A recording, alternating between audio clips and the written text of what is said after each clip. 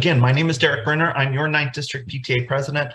My email address is right there. It's pretty darn easy, president@9thdistrictpta.org. So what are we going to talk about? What does the president do? That's going to be our big focus. How to really get started. I know we're still pretty close to the beginning of the school year.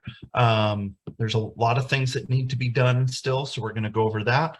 Managing your PTA, definitely going to go through. What is PTA? Most of you know you've accepted this position, but our mission for California is to positively impact the lives of all children and families. Pretty vague on purpose, right? There's a lot that can fit into that. Notice it does not say here to raise money for the school, because much to a lot of people's surprise, we are not a fundraising organization. That is not our goal. We end up doing a lot of fundraising, but our real goal is advocacy. We are an advocacy organization. We do a lot within legislation. That's one of the things I got started on here in PTA many years ago. Actually see a friend, I was on a council board many years ago, talking about you, Nichelle, when I was doing legislation. So it's exciting to see her there. But fundraising is not the #1 goal. And we're going to talk about that a lot tonight as well. Okay, so about half of you said you didn't know if you were in a council or not. So here's where we're going to talk about that. So within PTA, we have essentially 5 levels of PTA. So we have our, starting from the right over here, your unit PTA, that's you, right? Unit is school PTA. Some PTAs fall within a council, and that's the next level of PTA. A council typically is within a school district. So some areas, some geographical areas will have a council PTA that helps provide training, communication, leadership to those PTAs within the school district. Not every school district or geographical area has a council. Many do, but not all. So if you are in, I'm just going to throw out some school districts, okay, that are definitely within a council, okay?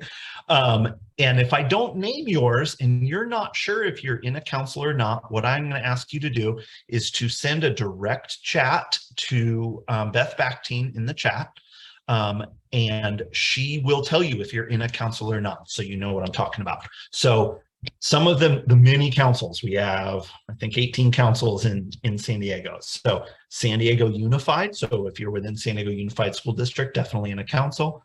Chula Vista Elementary School District, El Cajon Valley School District, or Cajon Valley, sorry. Carlsbad, Vista, Escondido, Poway Unified, Grossmont Union, La Mesa Spring Valley, Lakeside. I'm missing a bunch. Del Mar, San Diego. Said Carlsbad. So you can see I just named a lot. South Bay, there's another one. Lemon Grove. So if I didn't name your school district, send a quick message. Okay, that's okay. I remember when I started as a unit officer, I had no idea who this person at the council was. That was emailing me stuff. I'm like, why does this lady keep emailing me about remittance? I don't know who she is and what this council thing is. So I get it. I've been there. So above the council is the district. That's me. So the district, our district is all of San Diego and Imperial County. So very large chunk of land, about 325 or so PTAs in 9th District. Above us would be the California State PTA, and then of course the National PTA. So all of us over the units are here to provide training, leadership, guidance, and help. That's what we do. That's my main job.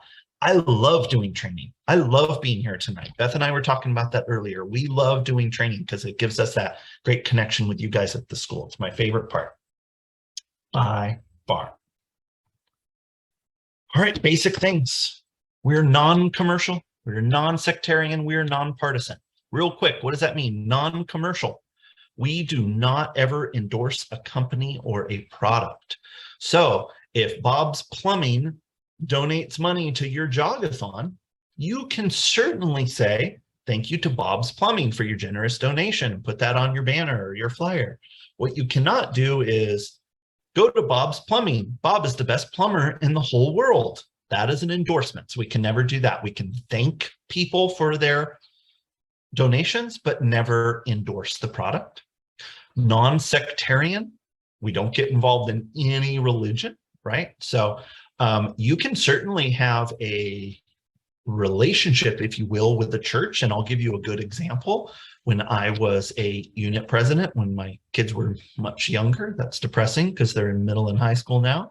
But at our elementary school, there was a church that met at the school. And they loved to help get volunteers for PTA events. That's fine, right? We're not saying make sure to go to this church. We're thanking the church for their volunteers, right? Does that make sense? And then finally, nonpartisan. This time of year, when we're coming up on an election with midterms right around the corner, this is very important. So let me explain some rules on this nonpartisan. PTA can endorse, meaning speak for or against, a proposition or a bill that we might be voting on, a bond measure. We can do that, and we do that all the time. There are some bills that everyone's going to be voting on this November that actually California State PTA has signed on to, okay, to actively work on a specific bill if it falls within the mission.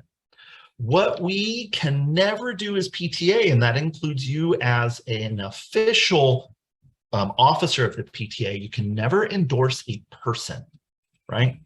So let's say I was going to run for school board.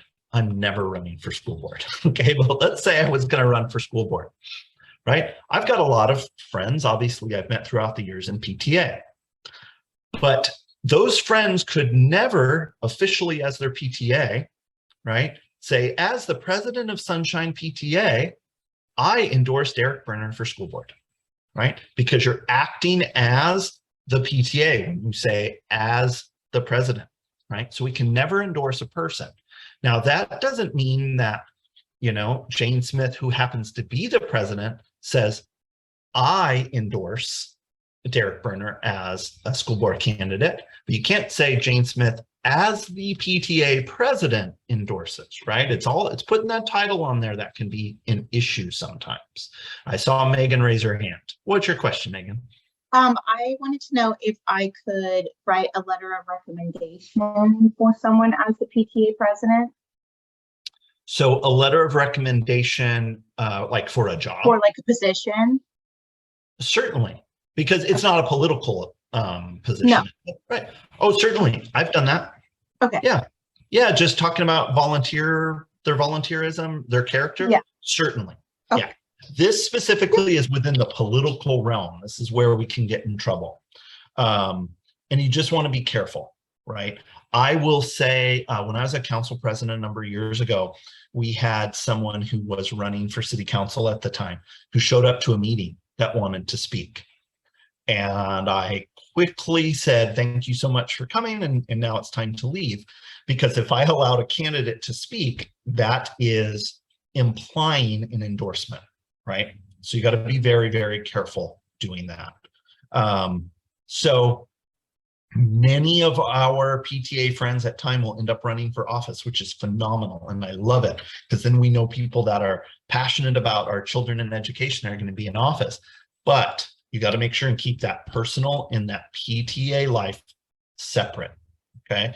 Sometimes it's better to just say, I'm not going to publicly say anything at all, because you don't want that implied endorsement, okay? Any questions on that at all? If so, feel free to raise your hand. All right, if something comes up, feel free to pop it in the chat. And I focused on that because we do have elections coming up here real soon. Just lost my button to go to my next slide. Here we go. Okay, your GPS. What's going to guide you through PTA? Two things are going to help you immensely. These things are really one. It's two documents into one, and that's your bylaws and your standing rules. If you do not have a copy of your bylaws, I would love for you to please write down this email address, and Beth will put it in the chat for me, I'm sure. But if you email office@9thdistrictpta.org, that is the lovely Joanne Butler, who is our office manager for 9th District, and we have digital copies of everyone's bylaws. If you do not have a copy of your bylaws, please get a copy. It is the strongest piece of information you're going to have to help you with your PTA. There's so much information in there, and we say it all the time. Did you look in your bylaws for that? So let's make sure you have a copy of them. You can get it from your council, of course, as well, if you're within a council. We just happened to have, last year, we scanned in everybody's bylaws. So we have everybody's most current set of bylaws. If you need them, Joanne can send them to you happily. Within the bylaws, you're going to learn a lot of things. Some of you will learn the real name of your PTA. When I say your real name, I'll give an example, actually. When I started in PTA, my kids went to Doyle Elementary here in San Diego, okay? Well, I didn't know until about a year in that our official name was Zeta Doyle Elementary. The person is named for, his first name was Zeta. I had no idea of that, right? So you need to know that sometimes when you're doing taxes or you're getting a donation or something. So you might learn the real name of your PTA.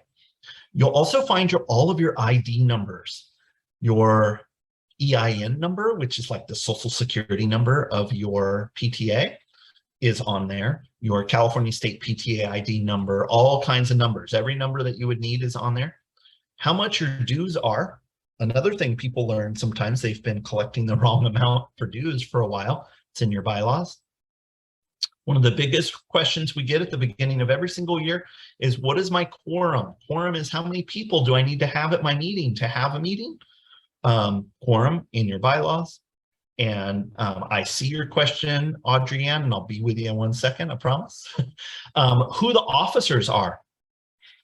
Some people don't realize that they have certain positions or don't have certain positions. And then a lot of information on nominating committee and elections that we're not going to talk about too much tonight. Audrey-Ann, what's your question? Hopefully I said that right. Close enough. I was just wondering, we did get our bylaws from you guys, but I noticed that the bylaws have like a lot of strike through and one-lined items. Is that okay? Or should I like ask for another copy or? Nope, those are your official bylaws, because the way the bylaws are created, that template, is to make it pretty much universal. So oftentimes there are things that are struck through on there because it doesn't apply to your school, or your PTA decided not to adopt that specific policy, which there are some things that is an option for. So that is 100% normal. Everybody's bylaws have areas that have strike-throughs. Those are your official ones. So yeah, nothing to worry about, nothing at all, but fantastic question. Thanks for asking. Thank you. The very last page or two of everyone's bylaws are the standing rules. The standing rules get done typically at the same time when you do bylaws.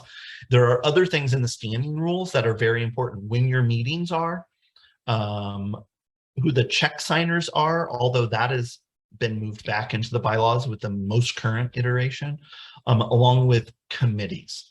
So please, if you don't have your bylaws, get a copy. When you get them, peruse through them, okay? When I say peruse through them, it's a legal document. So it's written in legalese, right?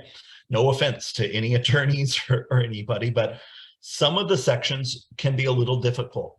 Look specifically for sections where there's something that's been filled in, right? Where a choice had to get made, because those are the questions that we get most often. And if you have questions, reach out to us. Our parliamentarian at 9th District is phenomenal, and she would love questions. If you said, I was reading my bylaws and I have a question, she will do a jump for joy, okay? Because that means people are reading their bylaws. These are so important because a lot of things can be solved just by looking in the bylaws all the time. We get lots of questions and we say, did you look in your bylaws? Because the answers are there. So look through them, get a copy, look through them. And if you have questions, reach out to us, please, please, please. Any other questions on bylaws? All right, the last thing I'm going to say about them is bylaws need to get updated occasionally. We have to update them every 5 years. The rules for California State PTA says they need to be updated at least once every 5 years. The update process is very simple. We have an online system called eBylaws that does a lot of the work for you and makes it so you almost can't mess them up. And your council, if you're within a council and they have a parliamentarian, can definitely help you with that process, as can our parliamentarian as well. So the date that you're looking for on the bylaws, the last about 3 pages from the end will have a date next to the state parliamentarian's signature. That's the date we're using for that 5-year mark. Okay, so take a look at those. Now that does not mean if your bylaws are 4 years old, you can't update them now. You could have updated them last year, but there's something in there that your association wants to change. Maybe you would like to increase or decrease your membership dues. Maybe you would like to eliminate or add some officers. Maybe you want to change how often you meet. That can all be done within the bylaws. So you can update them as often as you'd like, but it must be done at least once every 5 years. All right. So I know a lot of you had some interest in some financial stuff. Oh, real quick. Yes, ma'am. For the general association meetings, so like when I look in the bylaws, it says the month that they should occur in, but like a lot of teachers think that, you know, that won't be where we get the most people. So what do I do? That is something that you would have to change the bylaws. So by updating the bylaws, you can change which months your PTA meets. So, but like for this year, since it's not gonna, I mean, do I go based on what they want and where we get the most people, or do I go on the bylaws? Well, there's a couple things there. So first off, it's not what the teachers want. It's what the members want. Let's remember that, right? It's what the members would like to adopt. That being said, your teachers often are going to have a good pulse of the school. So take that into consideration, obviously. Now, for right now, you need to go based on your bylaws because that's your legal document. Okay. That being said, you can change your bylaws at any point in time. And as soon as they are adopted by your association, they're in place. Now, there's a process. You can't do that overnight. It's going to take a few weeks to get them back from the state and make sure they're all good to go. But you can update them at any time. Okay? Okay. Does that help? Yeah. Wonderful. Okay, so I want to talk about everyone's least favorite topic, which is taxes. Okay, it's one of my absolute favorite topics. By trade, I am a tax accountant. So one of the things that got me into PTA. So PTAs must file taxes. Okay, and because we're so special, we get to do 3 tax returns, not just 2 like you do in your personal life. Okay, and I'm going to spend a couple minutes on this because PTA taxes are coming due, you know, within the next month and a half. Okay, so it's a good time for you, if you're the president or vice president, to double check that these things have happened. So all IRSs, all nonprofits, all IRSs, all PTAs, and all nonprofits must file some form of the 990. That's the federal tax document. Now, the great news with this is a large majority of PTAs can file this form called the 990N. It's all based on how much money your PTA took in over the year. The 990N will take about 10 minutes to complete, and 8 minutes of it is creating the login on the IRS's website. Okay, it is incredibly simple to do, but it must get done, because if taxes don't get done after a period of time, the IRS will revoke the nonprofit status. And of course, we don't want that. So that's the 990N, followed by what's called a 199, and that is your California state form with the Franchise Tax Board. FTB means Franchise Tax Board. This one will take also about 10 minutes, pretty darn, maybe 10 minutes, if that. It's pretty darn simple, okay? The hardest part of doing PTA's taxes are the forms with the Attorney General. And it's called the CTTR1. This used to be called an RRF1. This will take a little bit more time. It's a little more detail. I like to give the history of this form because it helps people understand why they're doing that. And that's the way I learn. I want to know why. I was always that kid. Why? So especially in times of a natural disaster, nonprofits that I put in quotes come out of the woodwork looking for your money. Okay, this happens all the time. It'll happen right now, you know, in Florida and Georgia, the Carolinas, that are just getting ravaged by this hurricane, right? People will start asking for money. Unfortunately, a lot of those people soliciting donations are not real nonprofits. Okay, so that's how this law came up. Fake nonprofits collecting money. So state of California adopted a law that all nonprofits have to register with the Attorney General and have to file a yearly form with the Attorney General, proving that they're a real nonprofit, okay? And they want to know where the money is going. So it's super duper important to do this. This is the only form that's going to have a fee attached to it. They do charge a fee to file this form. It's all based on your total revenue. Revenue is how much money your PTA brought in. A majority of PTAs will pay either $25 or $50 a year. Okay, so it must be done. It's an issue if it doesn't get done. They can also revoke a nonprofit status. So very, very important. And that's the one that gets forgotten far too often. I know that our treasurer right now is working on slides for a presentation like this on doing taxes. Okay, so we are there for you with taxes. We're going to work on a workshop for taxes. So it's like a drop-in, come to the County Office of Education where our office is located, and we'll help you do them. Okay, so we are going to have some assistance. I get the question, well, isn't that the treasurer's job? Okay, that question comes up all the time. It's everybody's job to make sure that these get done, right? It is super duper important because the last thing you want is for a nonprofit status to be revoked. Okay, so it's everyone's job. So just make sure they're getting done. And if you need help, reach out to our treasurer and she will 100% help you. Derek, can you stop for just a minute? We have a question in the chat. What are the deadlines for these items? Great question. I should have said it. So the deadline depends on your fiscal year. If you don't know your fiscal year, it's also in your bylaws. A large majority of PTA's fiscal years go from July 1st to June 30th. If your fiscal year is July 1st to June 30th, your taxes are due November 15th. So about 6 weeks from now. Some PTAs have a different fiscal year. And if they do, their fiscal year most likely ends May 31st.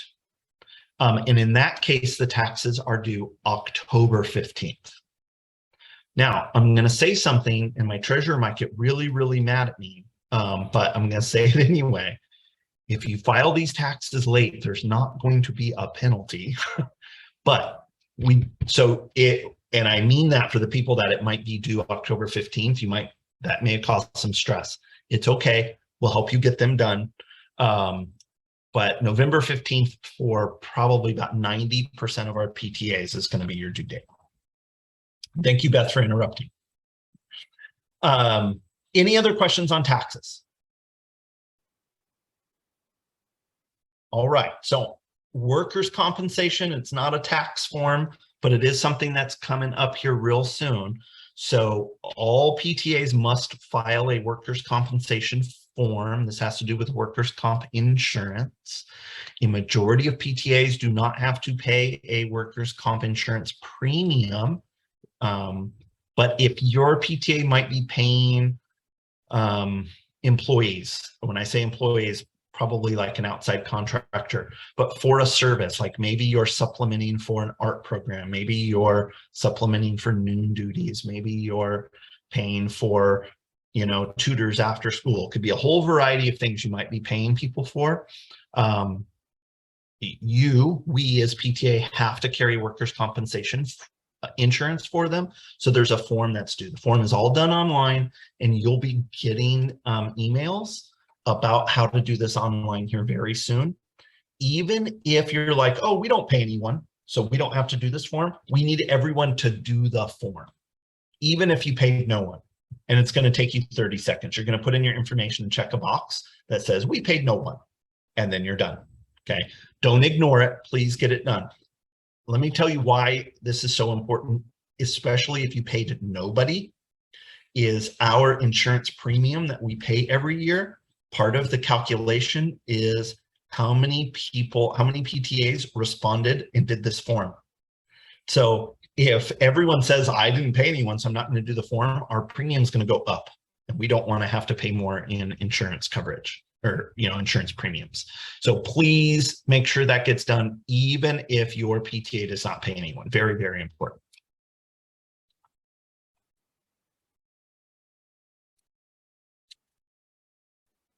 Okay, I'm trying to go quick, guys, but I get talking a lot. I'm sorry. So I want to get to the stuff you guys really wanted. PTA positions. Again, in your bylaws, it says who your elected officers are. But every PTA must have at least these 3 positions filled: president, treasurer, and secretary.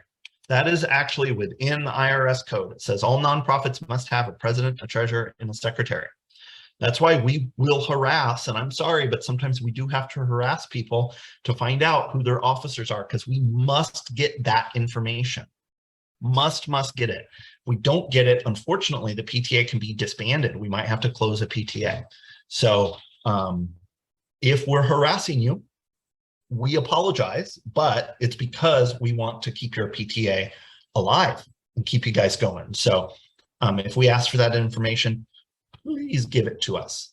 So every PTA has those 3 positions.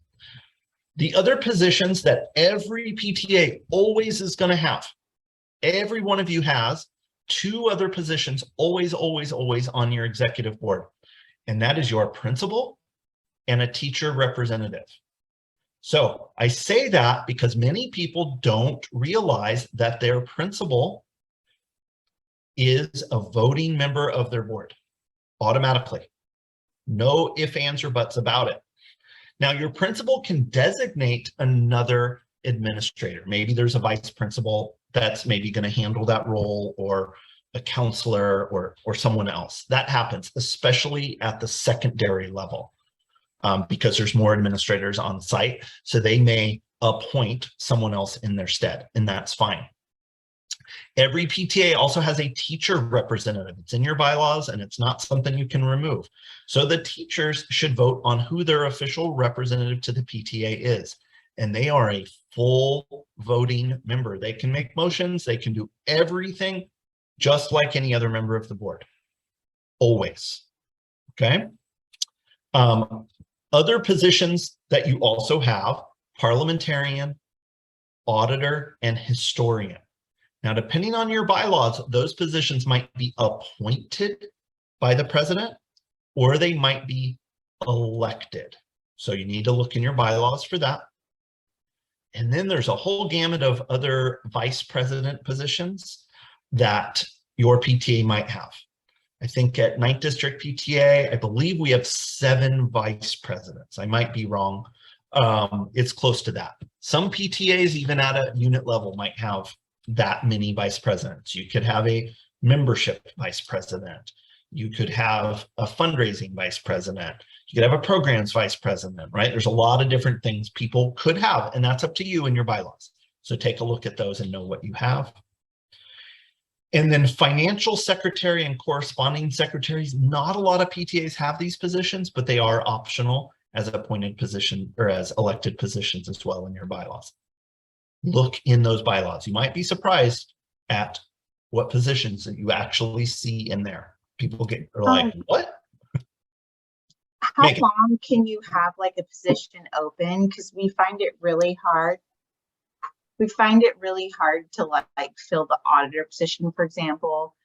We finally just filled that, but then the parliamentarian is like, I'm too busy at work. So like, how long can we go without those positions before we fill them again? Wonderful question. So with the exception of president, treasurer, and secretary, they could be vacant the whole year. Okay. That being said, you must perform an audit. We're going to talk about audits a little later, but you must perform an audit. But you can appoint an auditor to just complete that audit, do that one project, and then, right, their job is done, if you will. They don't have to be a member of the board. You can just appoint an auditor for that specific task. You can also, with parliamentarian, this happens a lot, and you can appoint a parliamentarian in each and every meeting. So the parliamentarian pro tem or the temporary parliamentarian, you can do that at every meeting. So they can be vacant forever. It's just the president, treasurer, secretary that must be filled. Can I add something to that real quick, Eric? Please, Beth, So please do. If you all have some positions that you are finding difficult to fill from year to year, be in touch either with your parliamentarian, with Sue King, with your council parliamentarian.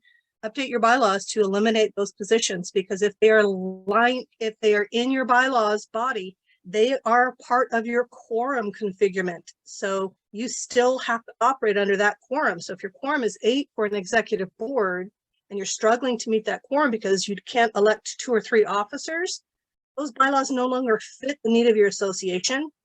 Talk to Sue. She'll help you streamline for ease of operation. And Yeah, if you can't elect definitely those on our positions, let's remove them from your bylaws so you guys can operate more efficiently. That's definitely something I want to do. And the same goes within your standing rules. You're going to see standing committees, and we're going to talk about this a little later.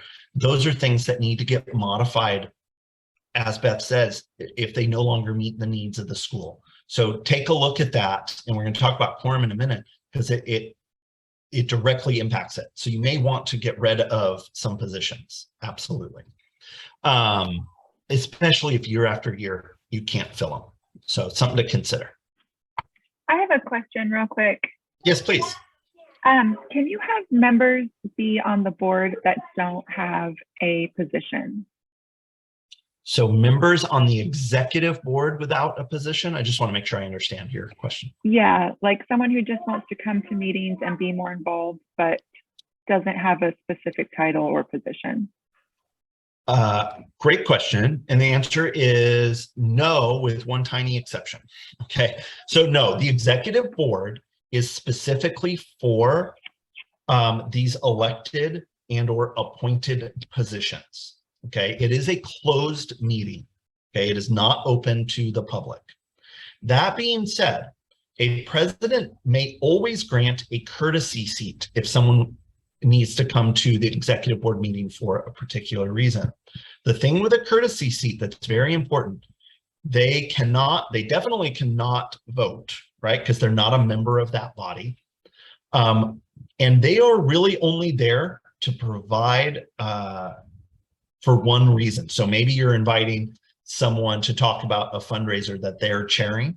So they're there to talk about that and nothing else. They cannot debate on any other motions, right? They basically can sit there until it's their turn, and that's about it. But I've gotten this question before, Liz, so don't feel bad. I've heard about, well, can we have members at large?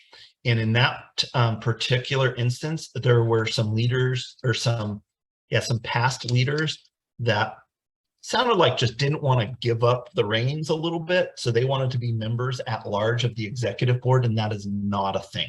The executive board is a closed meeting to just those elected and appointed officers. Thank you. No problem. Okay, any other questions on officers? I wanted to add one more thing here, and that's with every single position, it can only be held by the same person for up to 2 consecutive terms. So as much as you guys are loving being president, You get to be elected 2 times only, and then you have to give up those reins, right? You can be another officer. You can do a different job on PTA, and that's certainly fine. But you cannot hold the same position for more than 2 terms, right? And that is something we look at, and we have to contact people sometimes and say, thank you for your willingness to be president a 3rd year, but it's someone else's turn. Okay, so 2 years only, please. All right, your duties. You have a lot of them. That being said, I love to point this out, and people are always surprised. The president is the least powerful person on the PTA. I wish I could see some faces, because normally people look at me like, Derek, you're crazy. I'm the president. I do this for the power. That's why I'm here. And they're shocked to learn they don't have a lot of power. Now, I joke a lot, and I will say when I was elected president, given the honor for 9th District, my wife asked if she could be referred to as First Lady, and you guys can certainly adopt that in your household. I decided not to, but PTA, oops, wrong button. PTA presidents are the least powerful. What I mean by that is you don't get to make a motion. There's only a couple instances you get to vote. You don't get to debate on motions, right? Where every other position, every other member gets to do those things. You do not. You are the master facilitator of your organization, and you are definitely the communicator, okay? You are the face and the voice of PTA, okay? Nobody else can speak on behalf of your PTA unless your members and your executive board have given that power, with the exception of the president, okay? So master communicator, let's talk about what that means. Any communication that goes out on behalf of your PTA, any flyer, any email communication, must get approved by the president. Must, okay? Every email you get from us at 9th District PTA, I have to sign off on that before it goes out. Because again, that one, it's part of my job, but you want to make sure that it is exactly what the executive board and your members have approved and asked for you to do, okay? So you want to make sure that's happening.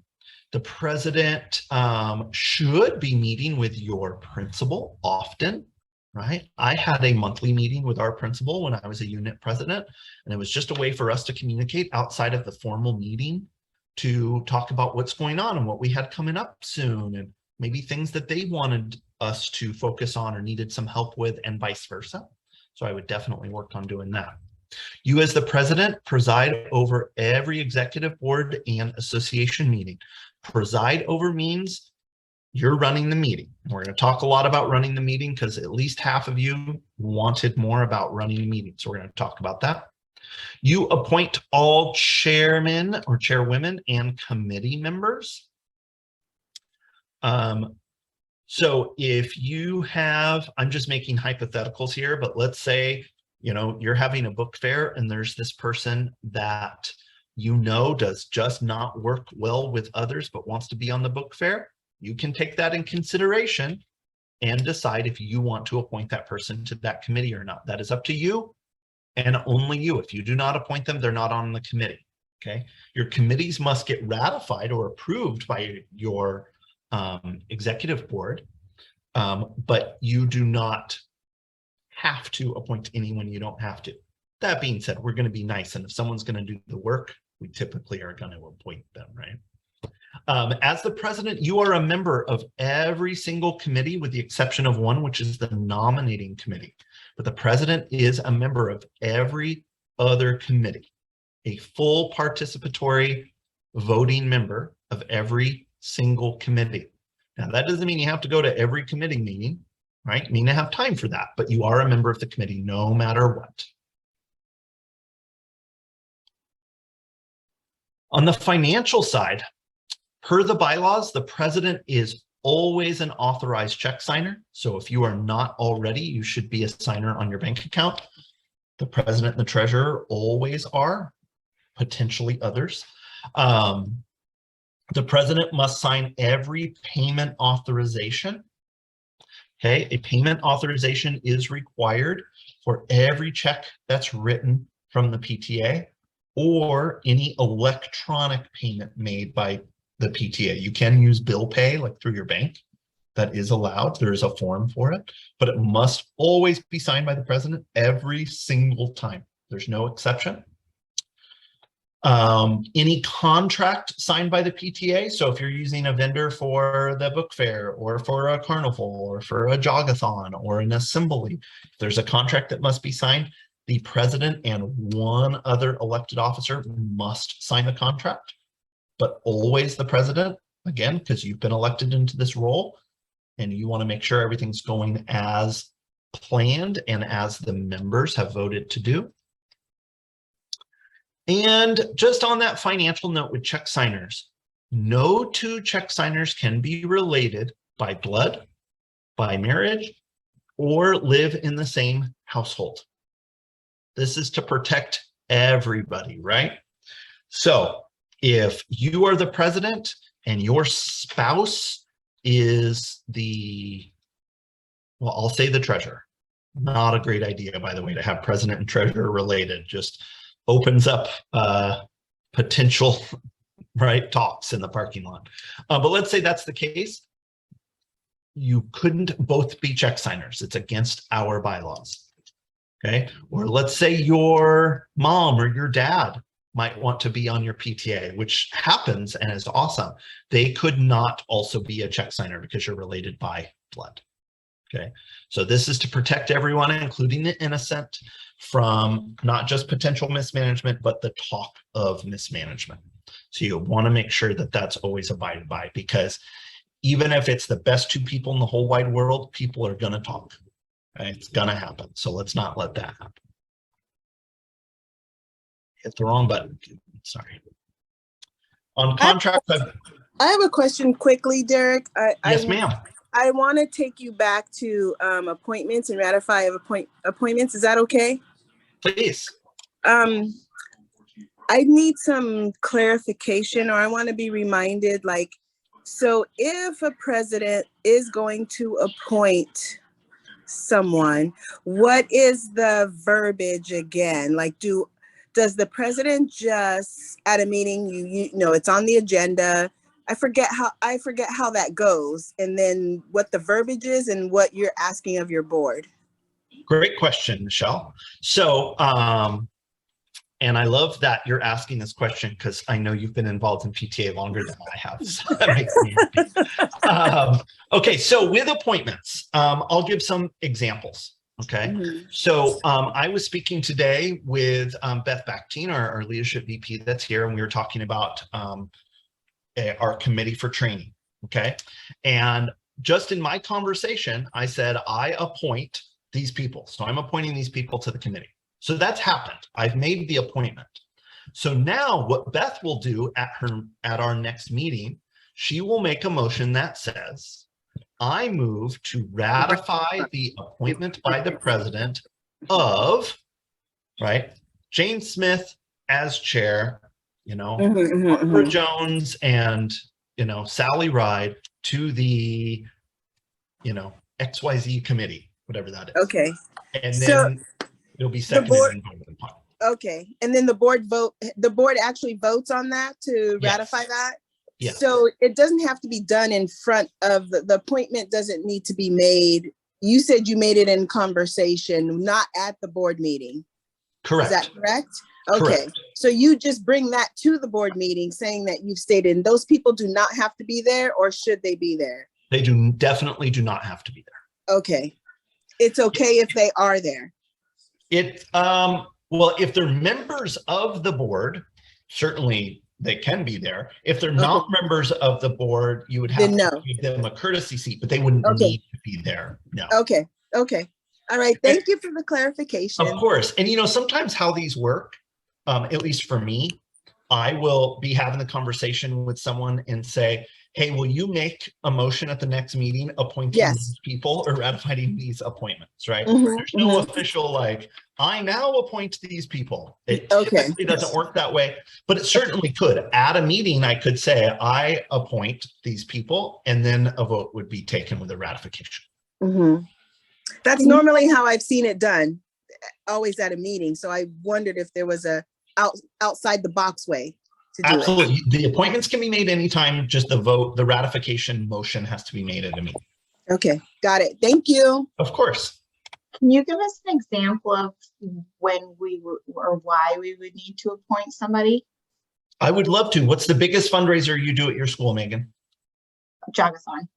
Okay, so you probably want to have a jogathon committee, right? The group that is going to plan that event. So I would want to make sure there's a motion that says, I move to ratify the appointment in appointing, right, these people to the jogathon committee, right? And you want to name who the chair of that committee is going to be, right? So that's a biggest example would be for a fundraiser, but it could be any program. Maybe hopefully you're doing reflections at your school and you can appoint a reflections committee. It could be an assembly committee. We just have a hard time finding people that want to do anything. So we never really have a committee. We always have like a chair, and then we all just kind of like help. So here's the thing, every school has this problem, especially right now. We're in this very odd time of, we haven't been allowed on our children's campuses in a couple of years, right? So we're just kind of getting back into it. Everyone's having the exact same problem. The thing with committee work that's fantastic is it is a great way to get those people that may really want to help at Jogathon. I'll use that as an example to continue that theme. They want to do nothing else in PTA, right? Mhm. But they want to help with Jogathon. They always have. So you can say, hey, can I appoint you to the committee? It just makes it a little more official, right? So now you've got that hook. You're hooking them in a little bit, right? So then maybe the next event, you could say you were on that committee and we really could use some help with this. It might be a great introduction to PTA for people that are a little hesitant and worried about being involved because they think it's going to be too much of a commitment. So committee work is a great leadership building tool. I do it even at the district level. Every committee, I'm always thinking about who are those people that we would love for them to be a little bit more involved, but maybe they don't know that they're capable, right? Sometimes people need that boost, and being appointed to a committee could be part of it. So, just again, maybe they're going to lend just a couple of hours of time to an event, but that could be a great way to introduce them to PTA. But you would So- have to appoint them even if they're helping on the. You don't Just necessarily couple have to hours. appoint them to the committee, no, but it's a great idea too, because then it gets them a little more involved in the planning process. My wife got started really on PTA on our school dance committee, right? She really didn't want to do PTA. I was doing it, and then we were having a dance, and she goes, oh, that sounds kind of fun.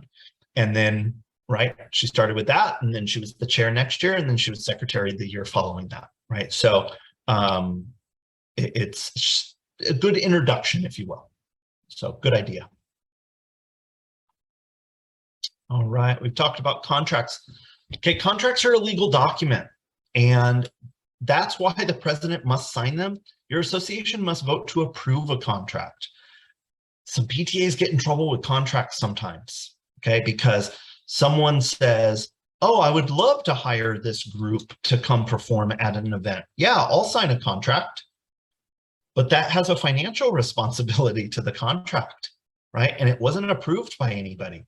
And that can be a bit of a pickle when people show up to an event and they want to be paid for their work, and maybe the executive board knows nothing about it, or your members didn't approve it, or you don't have the funds for it, okay? So all contracts must be voted on by the association, must be signed by the president and one other elected officer, okay? But definitely always the president. Just protect yourself there with that. The collaborator, right? As the president, especially if you are within a council, your council is going to have occasional meetings, and you are the representative for your PTA on that council. So you should be attending or appointing someone to attend on your behalf. It's where you're going to get information from the council and also get some training, but be able to relay back to your council some troubles you might be having, okay, and collaborate that way. If you're not in a council, and hopefully you've all communicated that to Beth to find out if you weren't sure, but we at Ninth District PTA have district board meetings every other month. And if you're an out of council unit president, you are invited and are a member of that district board as well to come to the meetings and be a full voting member. I already talked about you should be meeting with the principal. Don't forget that it is your PTA. It is not the principal's PTA. The principal is a voting member, but they do not run the PTA. It is their school, and you are a welcomed guest at their school, but they do not get to dictate what the PTA is going to do. This can be a struggle for some principals, okay? I'll be honest, it can be a bit of a struggle. And this is where your bylaws really help out. When you start following those rules in your bylaws, and then your principal will start to understand that they don't get to just say, we're spending money on this and we're doing these programs. It's not up to just the principal. I've talked about this enough, so I'm going to skip this. We've talked a lot about principals. And I love principals. Don't get me wrong. The principal, when I was a unit president, I ran into her a few months ago. It was wonderful to see her. Nothing against principals, not at all. A lot of friends that are principals, so I'm not trying to be negative there. With the principal, another thing that's super duper important is scheduling, right? You are going to want to hold events, but you can't hold an event if your principal doesn't know that you might want to use the field or the auditorium or the quad or something. So you get your stuff on the master calendar, okay, and coordinate that with them. If you are going to send something home in your children's backpacks or give it to teachers, okay, to hand out, the principal must approve it.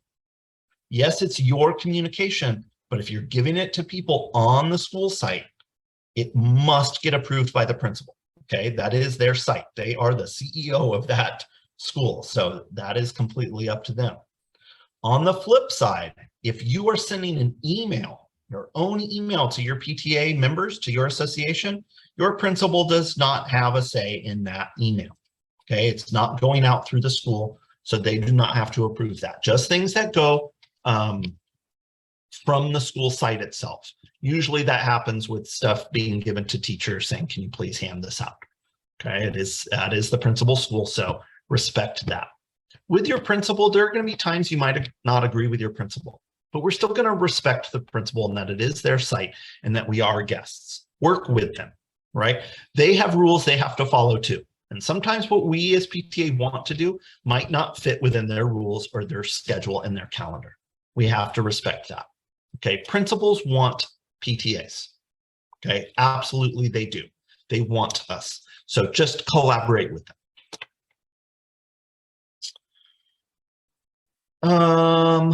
Talked enough about bylaws. Not going to go into that much more. Ground rules. Some of you said you wanted to talk about conflict management. So I'll touch on that here when I talk about ground rules. PTA meetings can get out of control sometimes. Okay, they can get out of control and people might not agree.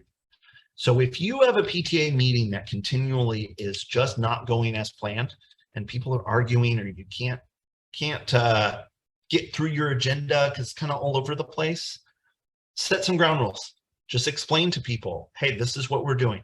We will debate each motion for no more than 5 minutes, right? We will have no more than 3 speakers on each motion, right? We'll respect everyone. I remember many years ago, I voted no on a motion. It was I was on the council at the time, and I voted no on a motion. And the person that made that motion, I found out after, was kind of offended that I voted no. And I said, this isn't a personal thing. I just didn't agree with what we were going to do. But we're all allowed our opinion, and we must respect each other's opinions, right?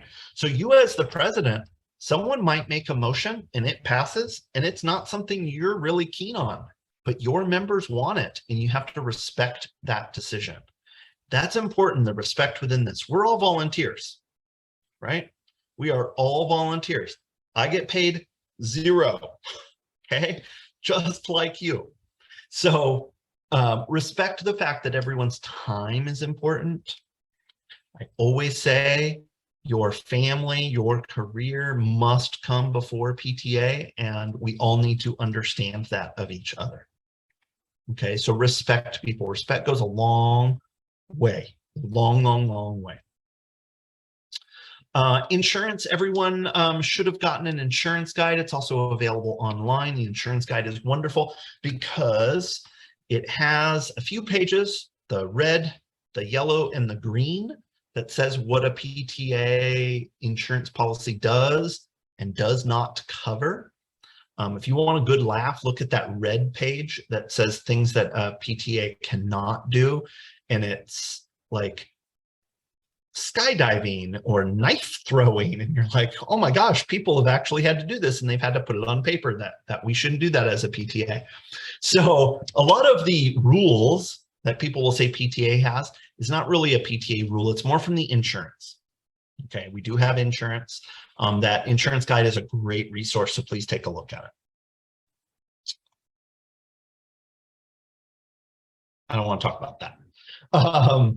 Okay, I do want to talk about family engagement and fundraising. Said it before, fundraising is not the #1 goal of PTA. It's not even in our mission, nowhere at all. That being said, we all have to fundraise because we have to be able to run our business of the PTA. Now, there is a suggestion, the 3-to-1 suggestion, that you do 3 programs for each fundraiser. This is not a rule. This is a suggestion, because we don't want your PTA to just be a fundraising machine. That is not your job. Okay, it's not what we're here for. So think about, as you're doing fundraisers, what are we raising these funds for? What are we using them for? I have found that most of the time when you're doing a fundraiser, if you can say we're fundraising for, these few projects, people are more apt to donate to that fundraiser if they know what the money is going to be used for.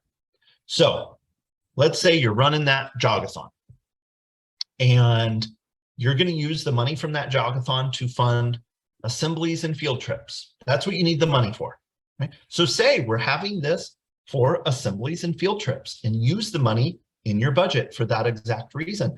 Many parents want to say, oh, I'm all in for assemblies. I'm definitely going to donate to that jogathon. Whereas if you say we're fundraising for, who knows what, right? Or you don't say what you're fundraising for, just we're fundraising. People might be like, again, where's this money go? Let people know what you're doing with that money, and do things that you say you're going to do. Do things that your community and your children want. So this is what I really wanted to talk about. There's a term that people have used in PTA called WEVAs. What is a WEVA? A WEVA is someone that says, but we've always done it that way, right? Don't become a WEVA. I know it's a funny sounding word. So let's say your school has done the same fall catalog fundraiser, selling the wrapping paper and all the other stuff, right, in that catalog for 20 years. People are going to say, well, but we have to do that catalog fundraiser. We've always done it.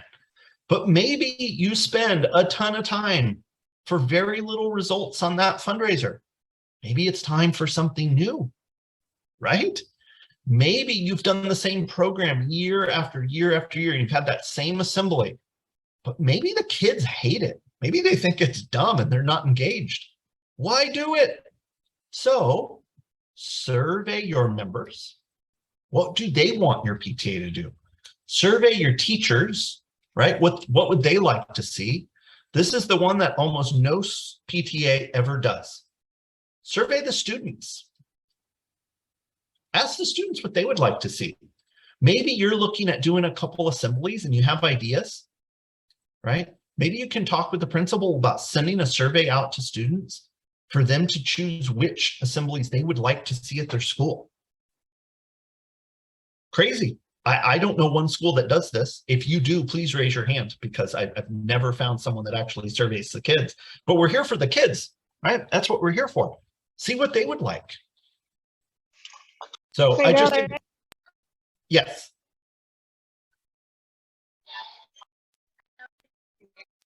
Okay, so I see Denise's hand up. Denise, do you survey your kids at your school? Yes, I do actually. I just started that this year. Are they away from whatever is happening in Florida? Yeah. I am so happy to hear that, Denise. So very happy, because I'd be curious, maybe email me. I'd love to hear if that survey gave you results you weren't expecting, if maybe the kids asked for things that you didn't expect. So I'd love for you to share that with me at some point. I'm so happy to hear that you surveyed the kids. Jessica, is it the same? Did your PTA survey the students? No, but actually I kind of wanted to kind of touch back to the WEVA. I love how you said that. I actually, this is my first time being president, but I am the president of a school who they are a WEVA.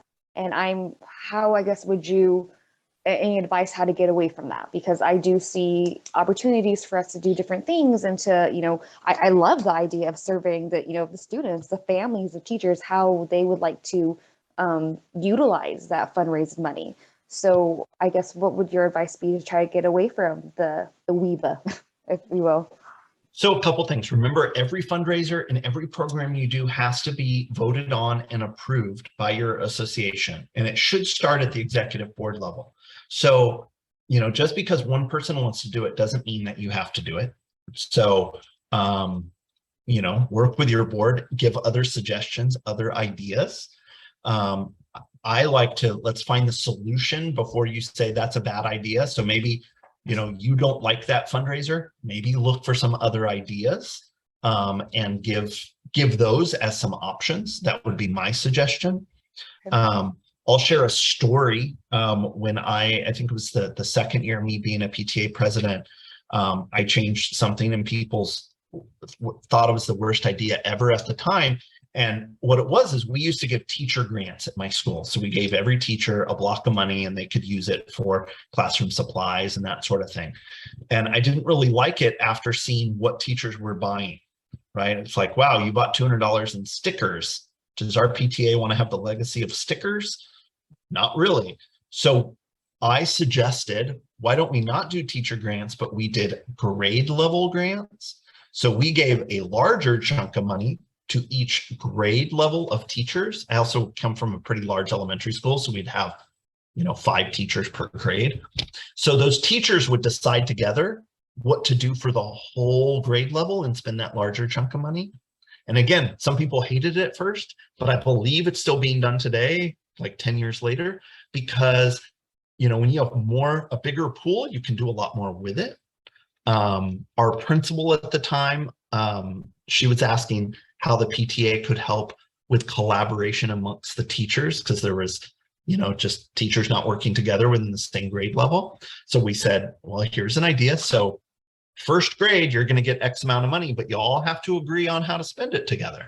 So it helps with some collaboration there as well. But the WEVAs hated the idea at first, right? But we had to try it out, and you had to encourage people on, hey, we got to try something new. Let's just try it. If it doesn't work, we'll do something else next year, but let's try it. And I think many people are willing, if they're given another solution, to at least try it. So that's the best I can do. Some people are going to be dead set on they want that assembly. We've done it for 25 years and that's it. But they're one vote and one voice, right? Remember that. Every member gets their vote. So someone might lose their vote. Or not their vote, but might lose their motion.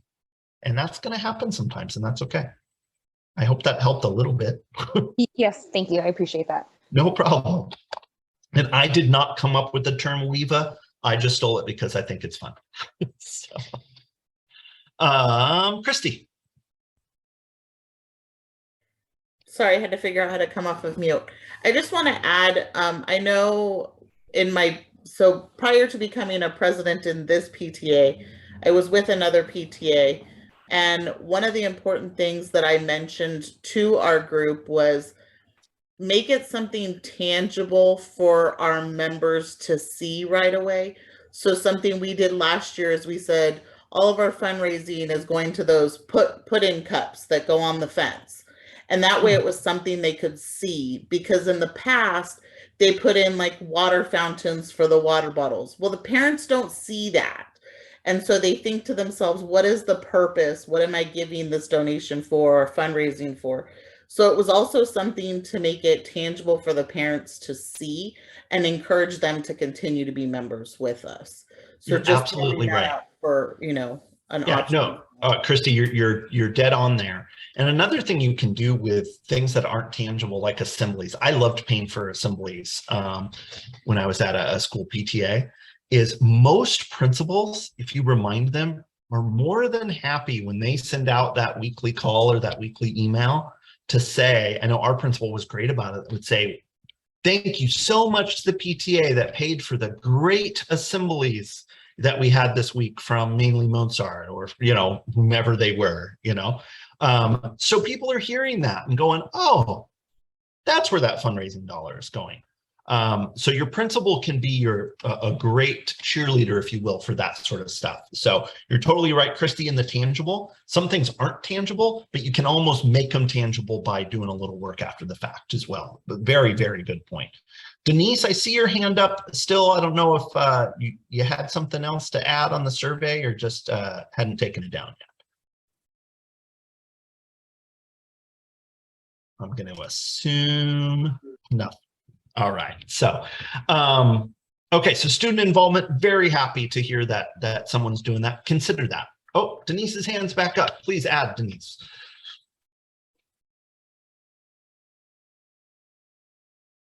Nope. All right. Any other questions on fundraising, guys? All right. Just don't become that machine. Don't be the checkbook for the school. Make sure that you're giving back to your members and to the kids. All right, membership, super important. You all should be members. Got to be members of your PTA. It's a rule, so make sure you're a member. If your PTA is not on Totem, which is California State PTA's official online membership system, please get on Totem. It costs the PTA nothing. Okay. Yes, if a member joins your PTA on Totem, they pay a $1 service fee. Some people don't like that much, and I understand, but this costs PTA nothing, zero, literally, and it has to get paid for somehow, just being honest. So this is just like paying a delivery fee from Amazon Fresh or DoorDash, or that convenience fee if you're buying movie tickets or concert tickets, same principle. You don't have to use Totem, but it is a lifesaver. It has been a lifesaver the last couple of years in this weird environment we've been in. So I recommend you get on. If you have questions, contact me. The biggest thing I want to say with membership, two things. One, membership drive never stops. You don't ask people to become members in September and then never ask again, right? The beginning of the school year is daunting for parents, right? We get so much stuff sent home. Sometimes people just forget. So don't forget to ask again. The second part is with membership, your dues at your school might be $10. I use that because that's the most common membership amount is $10. But your school does not keep all $10. Some of that gets forwarded on what we call through channels, either to your council or to us at Ninth District. And I will be honest, like at Ninth District, we keep $1 of everyone's dues. Why? Because we have to pay for our expenses as well, right? We have to pay for our Zoom subscription. We have to pay our insurance, right? We put on programs for you all as well. So this is how we operate. And the same at state PTA and the national PTA. You must send on that membership every single month. every single month without exception, okay? Because it's not your school's money, it's the other levels of PTA's funds. So we want to make sure everyone has the funds that they deserve and have been earned, if you will. Sharon. Yes, I had a quick question. So you were saying that the fees from Totem need to be transferred every month. How would that be done? No. So great question, but no. So Okay, thank you. I just the wanted to Totem- clarify. No problem. Please ask. So that $1 service fee charged by Totem, that's all done by Totem. You do nothing with that at your school. The other beauty of PTA, and you beat me to this a little bit, other beauty of Totem is if someone joins your PTA on Totem, the money automatically goes to all those different channels. Your treasurer does not have to write a check to your council or to us at Ninth District for those dues. Okay, Totem does all of that automatically. The 25th of every single month, they make deposits to each organization of how much is rightfully theirs. The only time a PTA has to send forward membership dollars are if someone joins through a non-Totem method. So they pay by cash or a check at your school. Maybe your school has, an online system that you've already used, and that's totally fine. If you have a PayPal or a Square system or whatever that might be, absolutely fine. You just have to make sure that those dollars get forwarded onto your council or to Ninth District. Does that help, Sharon? Does that clarify? Yes, just to clarify. So any cash memberships that we got, because we send out the envelopes for our school and we got some cash back for them. So those need to be submitted to our treasurer needs to submit those to the Ninth District, correct? So and is that every month or is that just, sorry, when we get them? Yeah, very good question, Sharon. So not the full amount of those dues is going to come to us at Ninth District. In your bylaws, it's going to say how much is what they call pass-through membership. That means what portion belongs to the other organizations, the council, the district, the state, and national, just that portion.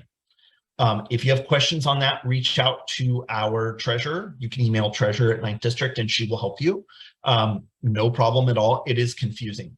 It was extremely confusing for me. My first position on PTA was treasurer, and I'm like, I have no idea what you're talking about.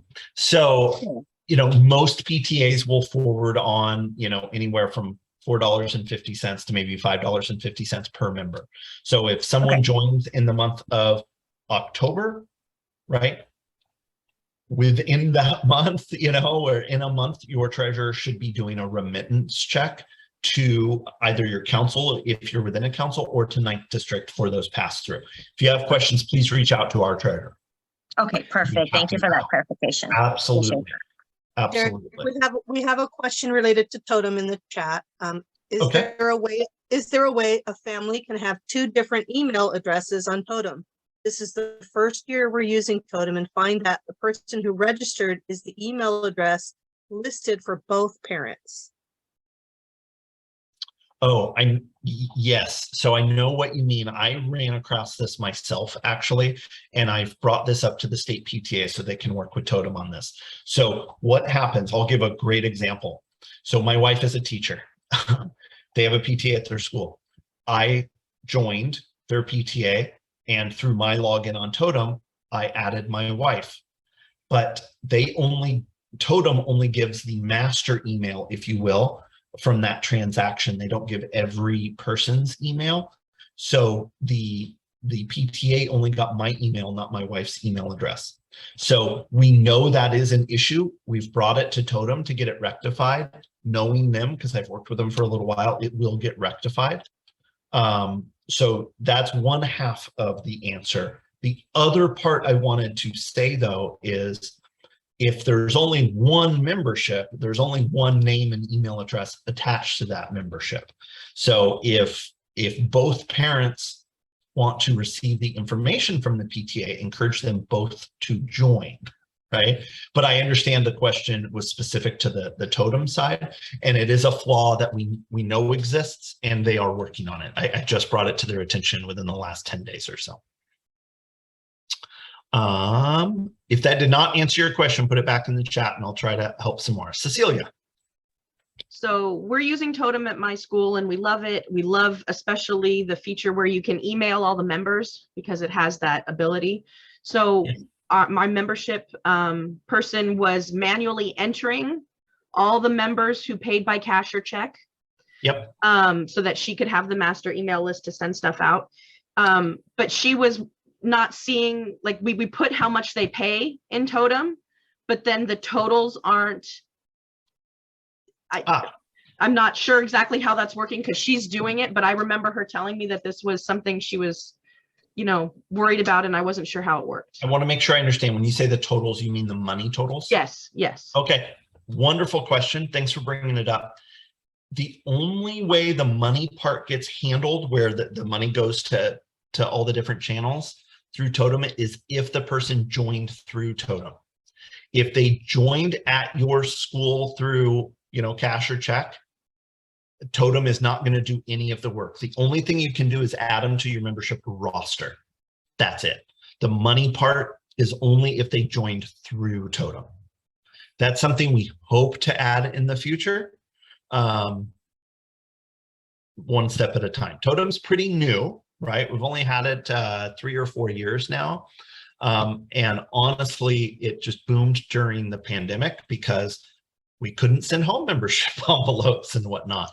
So we've learned a lot of things, which is great. This is a system built just for the California State PTA. So we have a lot of control on how it works. And I know they're working on a lot of that right now at the state level. And that's one thing we would love to get added, Cecilia. But right now, the money part is only if people join through PTA. All right, any other questions on membership or Totem? I want to be respectful of time. I know I talk a lot. Budget, you guys should have budgeted already, should have adopted a budget, should have voted on a budget at your first association meeting. What I want to say about a budget is just a roadmap. Okay, don't get hung up on we can't do that because it's not in the budget. That is just an opportunity for you to amend the budget. A budget is a living document. It can be changed at any time with a vote of the association. It should be changed at least once a year, right? Typically we say, you know, right after the first of the year, you should amend your budget. You might have a fundraiser that went gangbusters, right? You did so well, and now you have the wonderful problem of figuring out how you're going to utilize that extra money to support your school. Or maybe you have a fundraiser that didn't go well. Maybe you had a fundraiser you had to cancel, right? Maybe you have something else that's come up that the teachers and the principal come to you say, we have this great need at our school. So you have to change things around.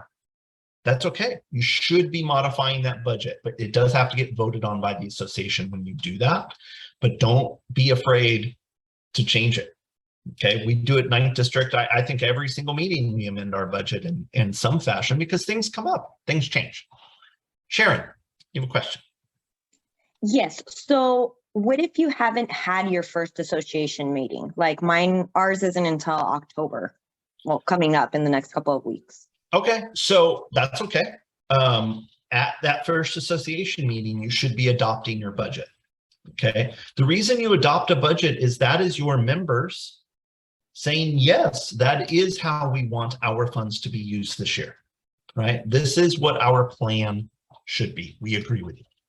Would that also, I don't know if this is kind of off subject, would that also include the audit that is? The audit should happen at the first meeting too. So I didn't mean to just discount the first meeting, but most people have already had it. So you're probably an exception to the rule, Sharon. But the first meeting, a lot of stuff happens, right? You adopt a budget. You adopt last year's reports, including the audit. You make a bunch of motions. You might have a bunch of appointments. It can be a pretty long and sometimes a little bit of a boring meeting because there's less discussion about what's happening right now, but trying to get through that minutia of what has to happen by rule and by law. But yeah, the budget you definitely have to do. And if you haven't worked on your budget already, get going. Oh no, we've worked on our budget. We're just waiting for our association meeting to happen so that we can approve it. It was just a little weird to me that we didn't have one for September. But that was So- that's in our bylaws, I would assume, and we can change that as we need to. It is in your bylaws. Absolutely. It's something you can change. All right. Thank you. Been doing that all the time. No problem. Okay, let's talk about managing meetings. A lot of you wanted help on managing meetings. So I'm going to talk about different kinds of meetings, different rules for each meeting. So you have 3 types of meetings: executive board meetings, association meetings, and committee meetings. Okay, executive board meetings, I've already said that's closed to the executive board. Committee meetings are specifically for that committee, whatever work they're doing. And then association meetings are for all members of the PTA. And I tell everyone, if you have someone that's not a member and they want to come to your association meeting, let them come. But they do not have the rights and privileges to debate or to make a motion, debate a motion, or vote. But it's a great time to encourage people to join your PTA. Okay, so let's talk about each of these in detail, and I'll try to help out. And please, guys, raise your hand and ask questions as you have them, because it is kind of daunting running a meeting. It can get a little scary and confusing. I understand that. So all meetings, you must have minutes, right? So even at a committee meeting, someone should be appointed to take minutes of that meeting so everyone knows what happened at it. You must have a quorum. Okay, quorum is how many members must be present in order to conduct business. So Beth talked a little bit about quorum earlier.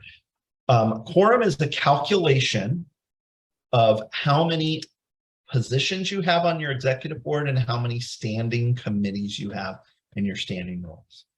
Okay, it's in your bylaws. Okay, so if it's too high, we can help you change it, right? By maybe eliminating positions, or maybe it is just high for some unknown reason, and we can help you lower it. It can be hard. I know every single person here has been to a meeting where they've had trouble making quorum. Okay, it happens at every level of PTA. It always happens. So let's help get that number that meets the needs of your school. But you must meet quorum. What happens if you don't meet quorum? You can't conduct any business. You cannot vote on anything. So you can have a meeting, you can have great discussions, but you cannot conduct any official business if you don't have quorum. I'll give you some tricks on making quorum. Okay, for an association meeting, you probably are only having 3 to 5 association meetings a year. If you're having more than that, consider changing your bylaws. Okay, it's a lot. You're gonna have trouble getting members of your community to come to a meeting every single month. Have them at a time that's good for your community. And that might not be good for you, but if it's good for the community as a whole, that's what you need to consider. If you're not sure, do a survey. My school, we rotated. We went from an afternoon meeting, and then the following meeting we did an evening, to try to give an opportunity for everyone based on their schedule to be able to come to a meeting. The time of your meetings is not in the bylaws, just the day that it must be on. So it might be the 3rd Wednesday or the 4th Thursday. That is in your bylaws.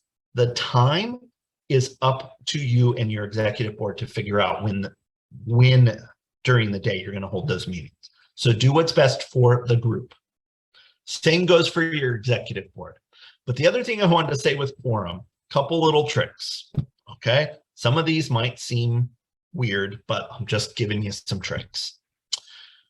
Many of us have to bring our children to PTA meetings because we have to. Guess what? Kids can be members too. Kids count for quorum. Kids can vote. Kids can make motions. My children have been members since the day I have been an officer because I realized very quick I needed their help with quorum. I'm not trying to be shady here. I'm just trying to help everyone out, okay? They can certainly be members and count for quorum. And I see Christy's son there. I hope Christy's son's a member too. The other thing is try to encourage teachers to come, right? Teachers get a lot of meetings. We asked that every teacher come to at least one PTA meeting a year. And if they did that, we did an extra special thing for teachers at the end of the year. We were going to do it anyway, but it's a way to encourage teachers to come, and not just teachers. Don't forget about the rest of the staff. I remember asking our custodian one time if he'd come to the meeting because I knew he was a member. And he said, I really want to come. Am I allowed to? Right? Don't forget about other staff members, not just teachers. Sometimes we forget about that. So there's some ideas to help you with quorum at the association. When it comes to your executive board, you just need to do it at a time that works well for the majority of people. So, and that might not be the best time for you. You might have to make some changes. Obviously, if you can't come, you can't do it then. But, you know, with the times of meetings, you don't want to be the WEVA either. Well, we've always had them at 9:30 in the morning. Well, if that doesn't work for half of your executive board, it needs to be changed. That's up to you guys. You can change that without a doubt. So that's my little tidbit on quorum. Effective meetings.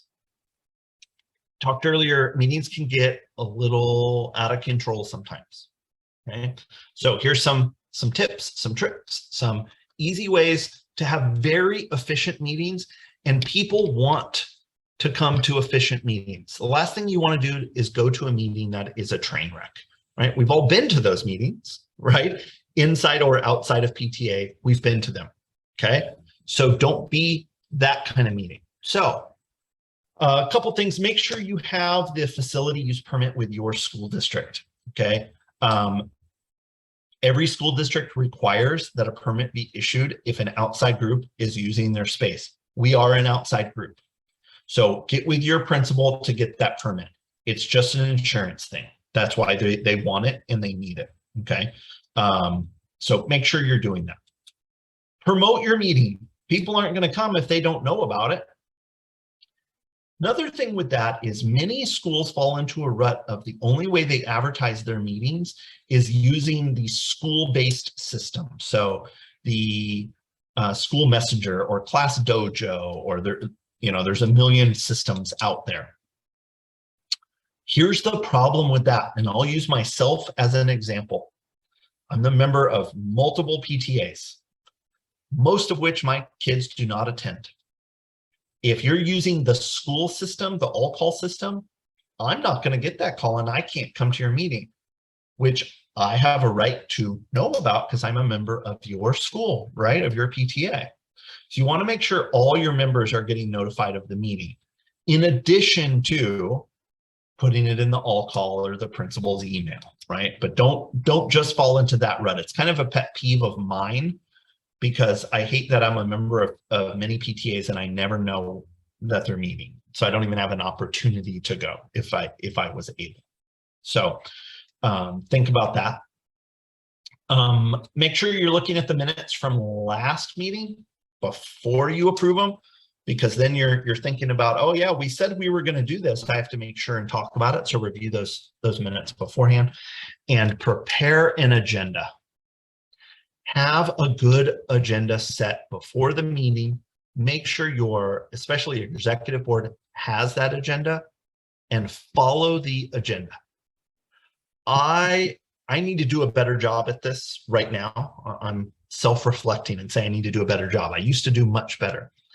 At one point when I did agendas, even put how many minutes we were going to speak on each topic. Why did I do that? Does it seem a little OCD? Maybe. But the reason is you have a lot of stuff you want to get through during that meeting, right?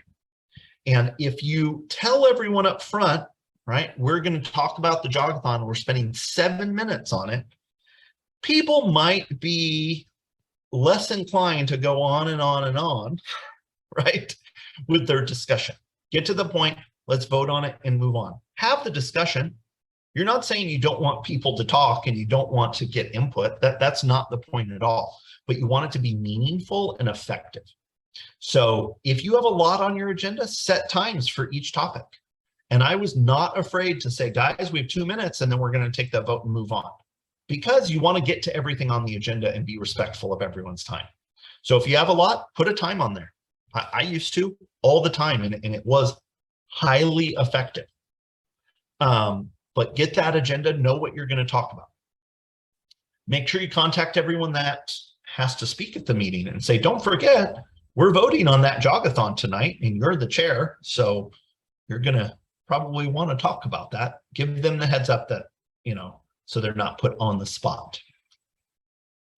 Agendas, I think, are the biggest thing though. There are some great examples of agendas on the biggest tool you have for PTA, which is capta.org, capta.org.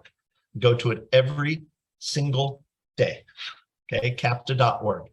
Lots of information, including mini sample agendas. And if you need other ones, I'm happy to share some I've done in the past. I think I have every agenda I've ever put together still. So, but just lay it out, put some time limits on there. People appreciate it. They really do. That they know what's going to happen at the meeting and you're going to stick to that agenda. If during a meeting, I keep going back to jogathon, we've said it a million times, so I'm going to stick with that theme tonight. Let's say you're talking about the jogathon and then it starts to drift and people go, well, but you know, because of that assembly we're going to do in May, right? Say, oh, off topic, let's get back on topic.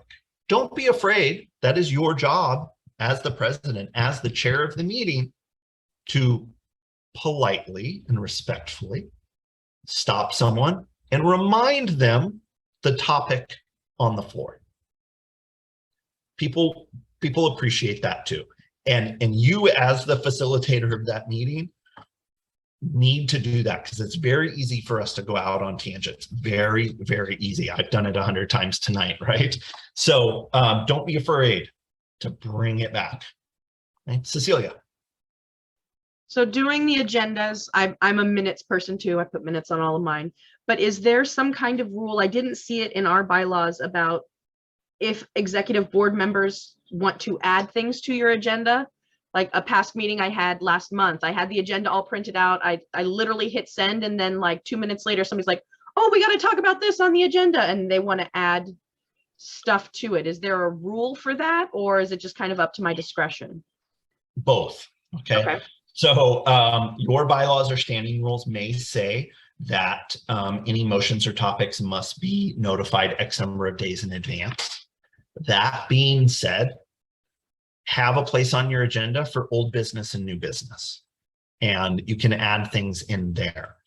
Now, sometimes people will say, oh my God, we need to have a motion for this. And you go, oh my gosh, I totally forgot. Yes, let's do that under new business. Or you might say, you know, we do need to talk about that, but we have some time. So what I'd like to do is I'll put that on the agenda for next month, if that's all right. So it is, right, a member can make a motion at any meeting, right? They're always allowed to make a motion. But again, that agenda is just going to help guide conversation and keep everyone on task. Maybe it's not the right time to do it. And you're going to say, we're going to do that in January because we're not holding that event until May. So we don't need to talk about it tonight. So the answer is both. Just depends. Any other questions right now? I'm still going on effective meetings, but if you have questions, please raise that hand as we go. During the meeting, start on time. Even if you don't have quorum, start on time. You can have some other discussions. You just can't do business yet until you have that quorum. But start on time. Be respectful of everyone's time. Have some ground rules, especially if they're needed, right? If people have a bad habit of just speaking out of turn and going off on tangents, say, guys, everyone, please just raise your hand. I have done it tonight. Just raise your hand. I'll call on you, I promise, right? But set some ground rules, especially if you need them. This is especially useful if you have a tendency for things to get out of control. Parliamentary procedure. I love parliamentary procedure. A lot of people don't know what I'm talking about here. So in our bylaws, it refers to Robert's rules. Robert's rules are a set of parliamentary rules that we at PTA have adopted on how we're going to run meetings.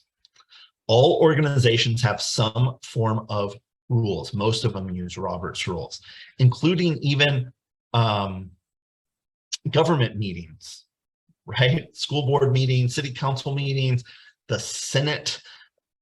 Congress, they all have parliamentary rules. These are rules that we must use within our meeting. Parliamentary procedure is great to keep things on track or say, nope, sorry, you can't do that because it's against our rules. Some example of parliamentary procedure is making a motion and having a second to a motion and debate. Those are all within parliamentary procedure. That is a whole different class. I could talk for hours and hours on parliamentary procedure. I love it. If you are having trouble running a meeting, parliamentary procedure is one way you're going to bring it back together. If you need help with that, reach out to myself or Sue King, our parliamentarian. We love it. Parking lot meetings. General term for you have a meeting, and then after the meeting, 3 or 4 people that don't like someone or something that happened at the meeting are going to hang out in the parking lot and talk about it after. Don't have them. It's just going to bring down your PTA. So encourage everyone to not do it. Right? If you have a grievance about the meeting, you didn't like that motion, say it in the meeting. It's okay. It should be that safe space that as long as you're being respectful, you can say, I don't like this fundraiser. I don't want to do it. I'm voting against it for these reasons. That's okay. It should be okay. Make sure you're creating an environment that's okay. And if someone's being disrespectful while they're voicing their negative opinion, just say, hey, remember, none of this is personal. We're going to be respectful of everyone's opinion, and we're all allowed that opinion. Talked about starting on time, end on time. And that's a great question. Beth, when am I supposed to end this training tonight? Because I'll go on for hours, to be honest. So you were supposed to end at 7:30. Yeah, but, see what I mean? I believe we are going now until 8 o'clock if the group is okay with that. You know, if you need to leave, I certainly understand, but I'm here for you. So I'm good for a little while at least. So see what I mean? So, you know, we have a lot as presidents, so I'm not trying to be disrespectful of your time, and I'm not going to be upset if you need to leave, but I want to get through some things that I know that you guys need and want. Committee meetings. Again, you're a member of every committee meeting. A committee meeting needs quorum too. It's 1/2 of the committee members constitutes a quorum. So a majority. This is where all that work should be done. So if you have things going on and on and on, and you're talking about that Jogathon fundraiser for way too long at your meeting, this is when you should say, let's have the committee have that discussion and then come to us with their recommendations, right? So push it off to a committee meeting, if so appropriate. It's a great way to get things out of your meeting that are taking too long. Committee meetings can be anything and everything. Like I said, membership, it could be a specific fundraiser, a specific program, could be a student involvement committee, could be communications committee. You can make almost anything a committee. Okay, and that's just doing that work outside of the meetings themselves. Sharon. Thank you, Derek. So if I understand this correctly, like I have a very small PTA. It's literally only 5 people on my executive board. And okay. If we were to make a committee, how many people would need to be on there? And is it okay that they're the vice president and the historian and people like that? So I'll answer the last part first. Any member can be on the committee. Okay. Doesn't matter their roles at all. So anyone can be on the committee, not a problem. And how big does it need to be? Typically, you would want 3 people. I personally wouldn't have a committee of just 2. That seems silly. So 3 people should be on the committee. And again, don't be afraid to find those other teachers, staff, community members, parents that might want to just do this one little thing within the PTA, but not be on the board in any fashion. Awesome. Thank you. I appreciate that. Of course. If your school has room parents, and if your school has room moms, rename them, okay? Dads get involved too. So room parents, great people to get on committees. They're already showing some involvement at the school. See if they might want to be involved a little bit on PTA as well.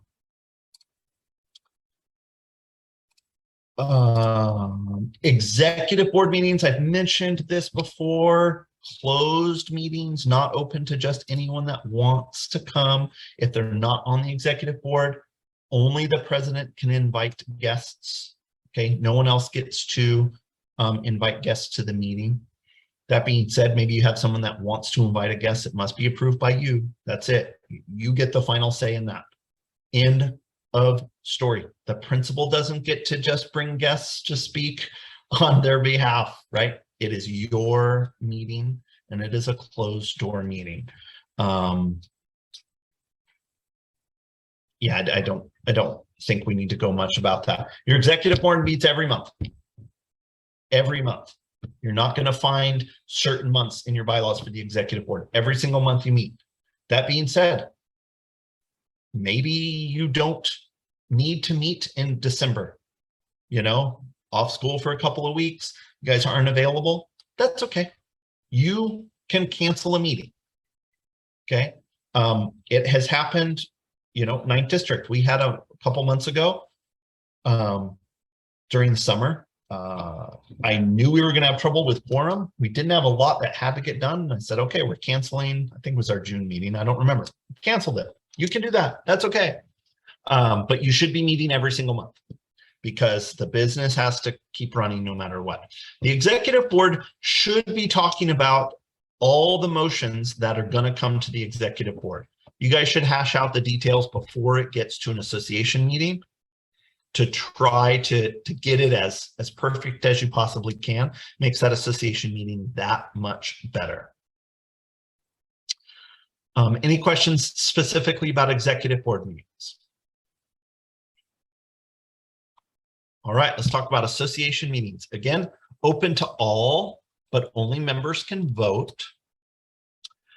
These can be especially hard to get quorum at. Some tips and tricks.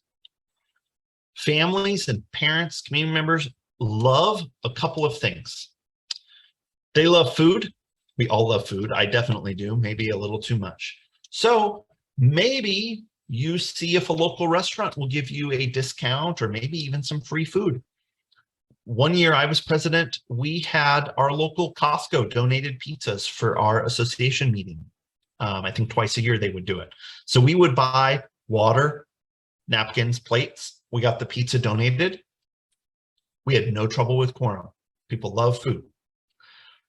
If childcare is an issue for your day and times of meetings, offer childcare at your meetings. It needs to be on site. Okay. There are some rules with childcare within the insurance guide, so take a look at it. A great place to get people that might be willing to watch children in a separate room attached to the auditorium is maybe the people that already work at the before and after school program at your school. That was one resource we used. I've had teachers that have done it, right? Sometimes it's hard and you can't get that babysitter, but consider offering that. The other thing that we all love as parents is seeing any performance by children. So if your school has a choir or a band and they want to give a little 5-minute thing at your PTA meeting, people will come. If there's a dance group, people will come. If they've done some art at the school and you're going to display the art, people will come. Okay, we all love to see what the kids are doing at school. Okay, so just some things to help you get that. So Sharon, followed by Jessica with some questions. When you requested the donation of the food from Costco, what were the procedures that you had to do to obtain donations, or was it just simply you went and asked? I went and asked, and the general manager of that Costco said, we would love to. How many do you need and what day? It was like the easiest thing ever. Now, you might have a totally different experience, but you might, you know, and again, I'm not endorsing Costco, right? We don't do that. I'm just giving you an example. Pizza is always a good one because it's easy. It doesn't take a lot of work. Maybe you go into that other local pizza place, right? Maybe they'll give you a discount. You say, hey, I need 10 pizzas or 15 pizzas. Will you give me a deal?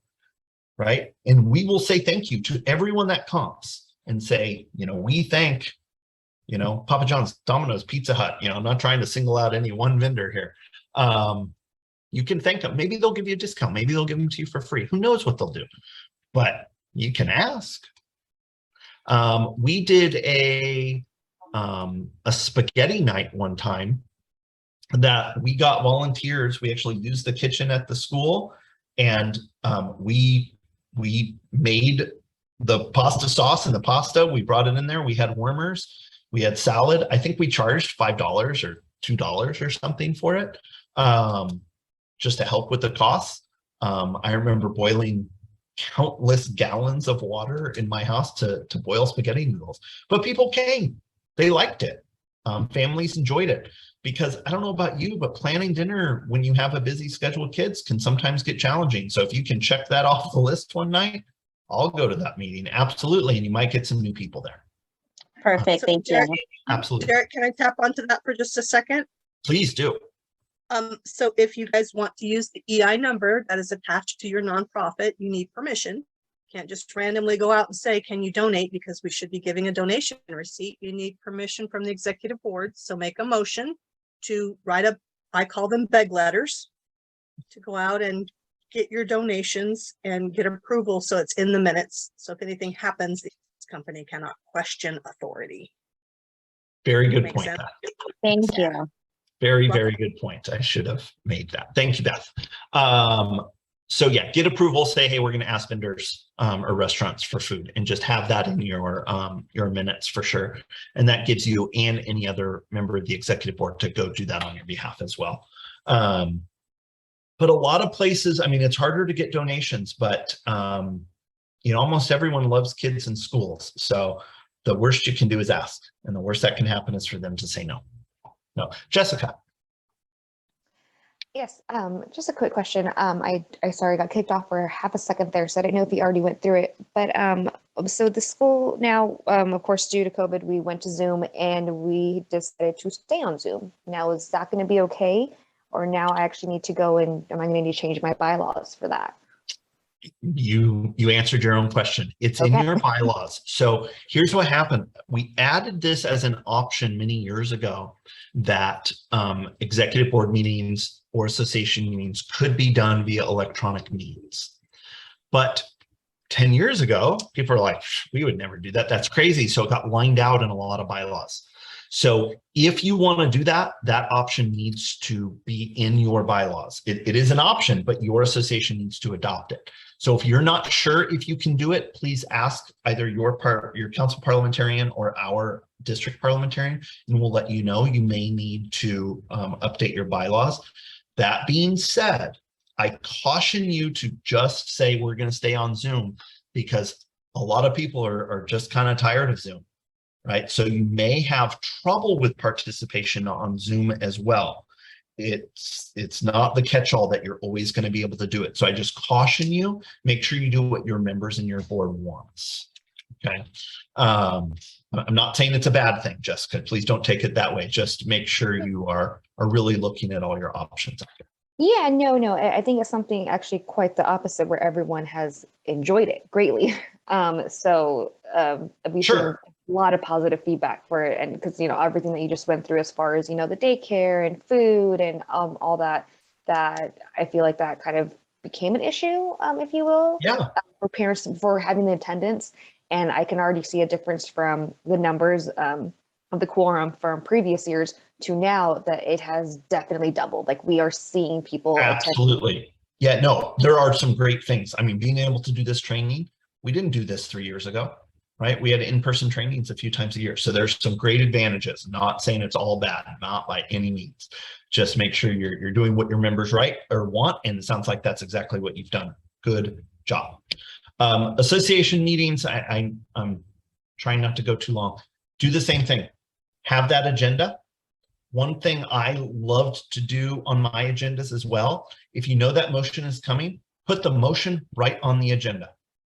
Because if you can work out the wording of that motion beforehand and it's right on the agenda, it's a lot easier for the person that might be a little nervous about coming in front of the group and making their motion. So if you have it written down, It's a great way to keep that meeting going and going very well. It also is great for next year's president when they look at the agenda and they know that motion need to be made. So I stole that from my first council president, Barbara Flannery. She put the motions on her agenda and I thought it was pure genius. So I started doing the same thing. It helps out quite often. Don't be afraid to just put them right on the agenda. Remember at your association meeting, your members, any member can make a motion, not just the executive board. The only member that does not get to make a motion is the president. It's us, right? Any other member gets to make a motion. So you cannot say, I'm sorry, you're not allowed. If they're a member, they get to make that motion. End of story.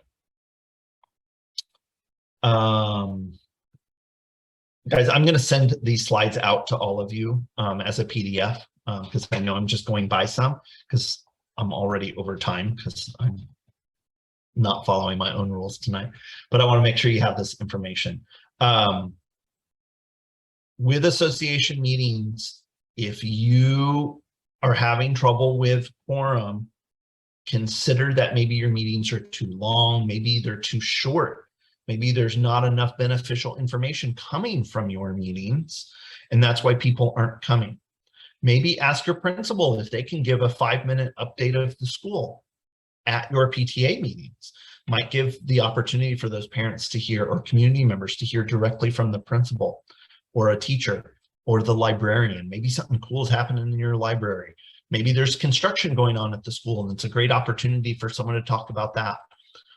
We had a school police officer come and give a presentation at a meeting because we were having some issues with just traffic in front of the school, right? So have that guest speaker to also come to your meeting. It doesn't all have to be just the business, right? You can have those speakers come in and talk about things too that will help with your quorum and to keep people engaged and want to be involved in your PTA. Financial reports.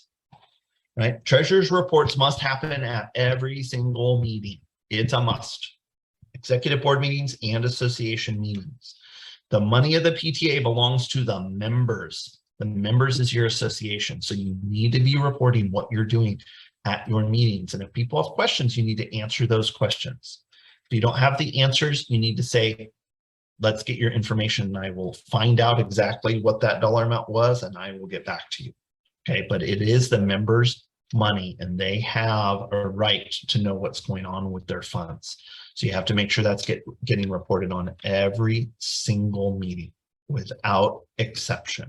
Even if the treasurer is not there, there needs to be a treasurer's report and someone else can present it on their behalf. I think I've talked about this a lot. Ground rules, goal setting. Goes with your budget, set your goals, what you want to do this year. Communicate. If you're having conflict, talk it out. If you're having trouble with that, reach out to your council or the district. We do this a lot. You'll have conflict and that's okay.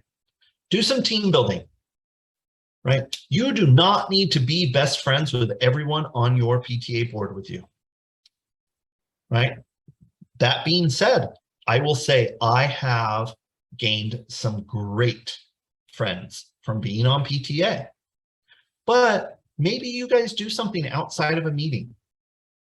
Maybe we did this, our December board meeting we had at a restaurant. We asked everyone to come, please come, right? So you do your meeting at a big table, you go very quick, you try to do this 5-minute meeting, and then you guys enjoy a meal together and talk about what you guys are doing over the winter break or you know, how Thanksgiving was or what's going on. Get to know one of each other. It's going to build that team so you guys work together better and you work smarter. And you just kind of get to know people a little bit better. You're going to work better if you know each other just a little bit better. Celebrate your successes. You know, plan that dinner. It doesn't have to be fancy, right? Go anywhere, but have a little bit of fun. And enjoy each other. Like I said, I have earned some great lifelong friends from PTA. And it started very early in my PTA career, if you will. Talked about that. Delegate. I laugh because just today I had a conversation with the lovely Beth Bactine, who's helping me out here tonight, because I am not good at this. I'm very bad at it, quite honestly. And Beth yelled at me and said, you have to delegate. And I appreciate her yelling at me. I'm not trying to be mean. You can't do it all. You can't. Don't try to do it all. You will fail. I have felt that way sometimes, that I'm failing. It's because I'm trying to do too much. Delegate, right? There are others around you that want to help and that will help if you ask. I'm not good at this. I'm being honest, but do better than me. Delegate early, delegate often. More importantly, thank people. Thank your volunteers. Thank your fellow officers. Thank your teachers. Thank your principal. The biggest gift we can give is appreciation. And I mean that to every depth of my being. Appreciate the people that are doing the work. I appreciate you guys more than I can say. Doing the work at a school site is a lot of work. I know it's a lot of work. I've been there. We've all been there. I appreciate you. I appreciate my board, because, you know, we as presidents are nothing without the people around us. So make sure you express that to everyone. I try to do it as often as I can, and I know it's not enough, right? It's never enough. So be appreciative of your team and just thank people. You know, thanking that volunteer that may have put 20 hours into that book fair, thank them publicly at a meeting. It might mean the absolute world to them. Give someone a certificate of appreciation. I'll never forget, many, many years ago, I went to a school board meeting. It was the first school board meeting I ever went to, and I went and I spoke about a topic I was passionate about. It was before I was involved in PTA, and it's what got me involved. It was transitional kindergarten when it was in its infancy. I didn't mean that to be a pun. And I remember our school board president at the time, a couple of weeks later, just sent me a certificate of appreciation for speaking at a school board meeting. And it meant so much to me. Like, I still have it because it meant something to me. So that little token of appreciation is going to mean a lot, and it's going to help you run your PTA. You'd be amazed what a little certificate will do.